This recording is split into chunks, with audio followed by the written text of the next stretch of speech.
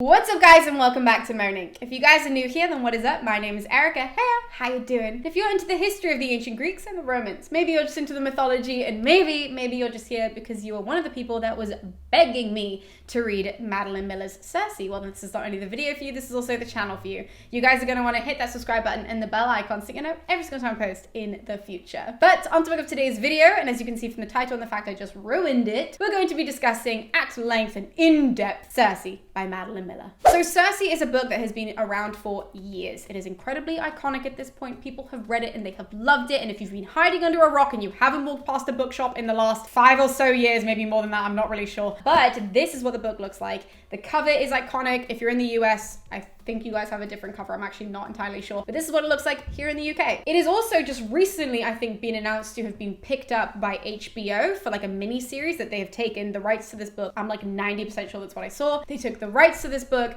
and they are going to be turning it into a mini series at some point in the future. So basically, the fact that I'm reviewing it now is a very, very good time. But with all that being said, we should probably just talk about what the book is about. So Circe follows the main character whose name is Circe, and she is a very famous nymph from Greek mythology, right? So it can be Circe with 2 C's, which is the way that Madeline Miller wrote it. It can also be with 2 K's, just so that you guys know. In mythology, those are both the same people. So this whole book is an exploration of Circe's life. So we start from when she was born in her family home. She's the daughter of the Titan sun god Helios. So that is a very, very famous god. He's the guy that literally drags the sun across the sky, right? So that guy, this is his daughter. She also has very famous siblings, one of whom is Aeetes, whose daughter will then be Medea after, you know, they grow up and all that sort of stuff. His daughter will be Medea, and then on the other side, she has a sister called Pasiphae, and Pasiphae will end up being the mother of the Minotaur and also Ariadne. So that is the famous family that Circe is from. She does have another sibling, but he's not that important to this whole review because I'm not going to be discussing him. But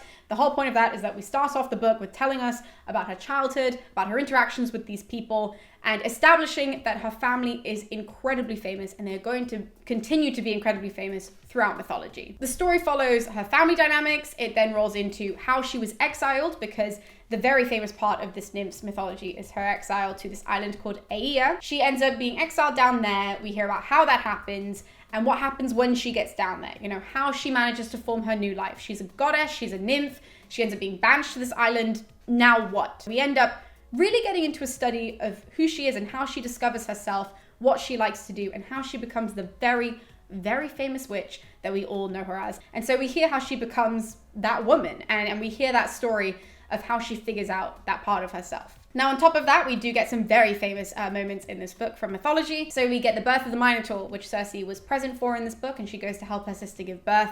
And then we also get Medea as well, who stops on the island. So Medea, her niece, right? So that's who Medea is. She shows up on the island after the whole Jason fiasco and killing her brother, whole thing. I'll get into that in a second. But after that, she shows up on the island. We get that conversation. So we see how Circe interacts with her family and also how she interacts with Odysseus. We do get that episode from the Odyssey. And all of that is then, you know, shown through this book, and it's at different stages of her life to show how she has interacted with her family as a child, how she then grows up to interact with her family, how she interacts with Odysseus, interacts with strangers, how she welcomes them on the island, how she protects herself, all of this sort of stuff. It gets funneled into this book. And again, that's really it. It's just an exploration of her life and how she became to be the character that is famous in myth. So let's start with discussing the mythological episodes from this book, because I know that is something that you guys really enjoyed about my review of the Song of Achilles, which I uploaded a couple of months ago, and you guys were like obsessed with it. Everybody was commenting on it being like, can you do Circe? Can you do this much detail? Blah, blah. So I will be doing that. Let's talk about the myths first and foremost, and then we'll get into the fictionalized parts of it and if I enjoyed it and so on and so forth. So the first mythological episode that we get in this book is when Circe goes to help her sister give birth to the Minotaur. Now, the details of how the Minotaur came to be birthed that we learned from this book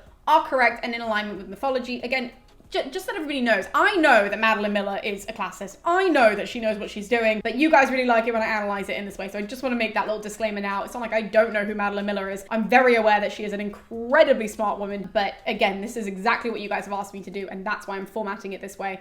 So yeah. So that event, unsurprisingly, is very reliable to the mythology. What isn't necessarily reliable is Circe's presence there, right? So Circe going to actively help with the birth of this terrifying half bull, half man thing, that's not in the mythology. However, I enjoyed her going there because She doesn't have a great relationship with her sister, in this book anyways. She doesn't get along with Pasiphae very well, and I really liked how she was present for that and how she kind of got to see what was going on there and got to see literally the monster that was being birthed and understand what was happening in that part of history, that she was a part of that even though she was removed because her exile was, lifted for those 2 days because Pasiphae wanted her there.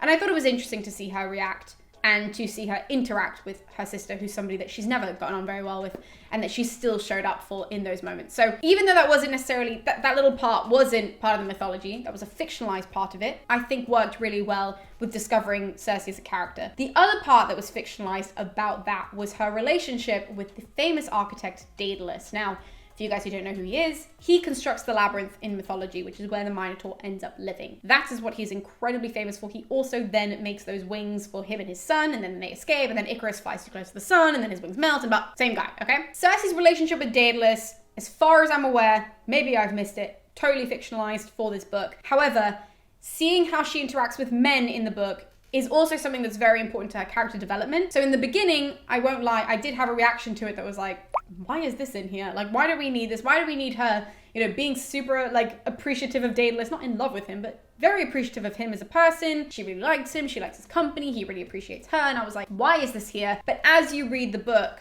in hindsight, it's needed, right? And I got that. But just remember that from mythology, that's not there. The love affair between Daedalus and Circe.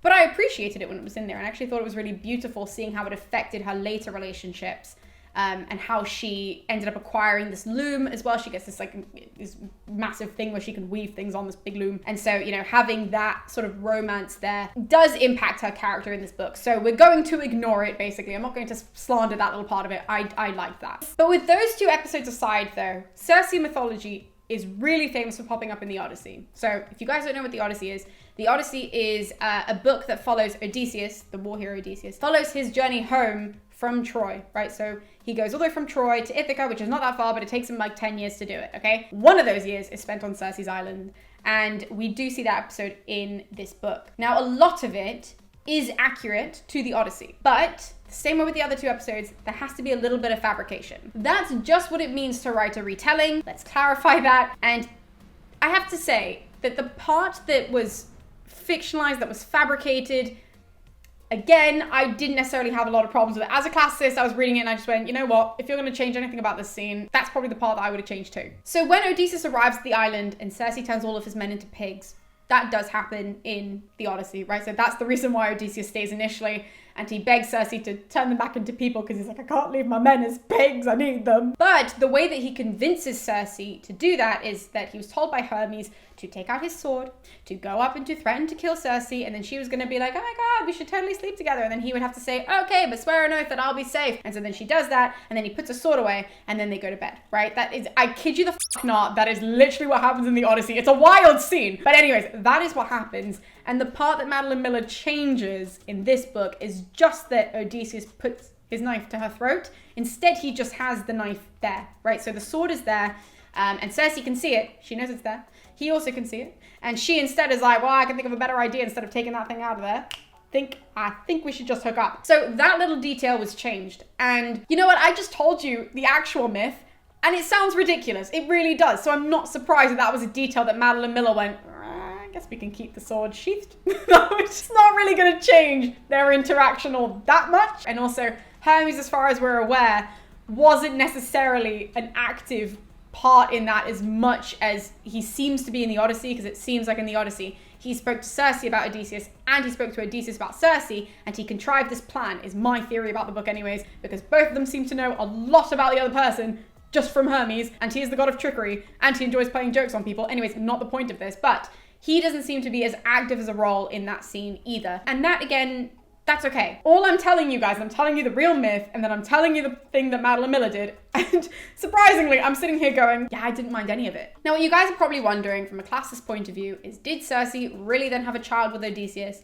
And according to later mythology, some mythology does say that they did have a child, and does actually detail it the way that Madeline Miller tells it. Again, we're not surprised. She's very smart. She's a classist. She knows what she's doing. But that is later mythology. So with regards to that episode and how Penelope and Telemachus come to the island, all of that starts to get a little bit murky, and a lot of that is fictionalized because the mythology isn't extensive in that realm, right? So we have a lot of later mythology about that, but it's not super detailed about what's going on with Circe. So her having a child with Odysseus, 2 thumbs up, that happens in later mythology, no problems with that. So with all the changes that were made with Circe, all in all, which is really surprising, I didn't actually mind any of them. And that's surprising because when it came to the Song of Achilles, when I reviewed that, I was really quite brutal about all the things that were changed and how I didn't understand it and how I was kind of upset about it. And when it came to Circe, I think this whole story is completely different. And it's about finding a character's voice rather than hearing a character from mythology and then,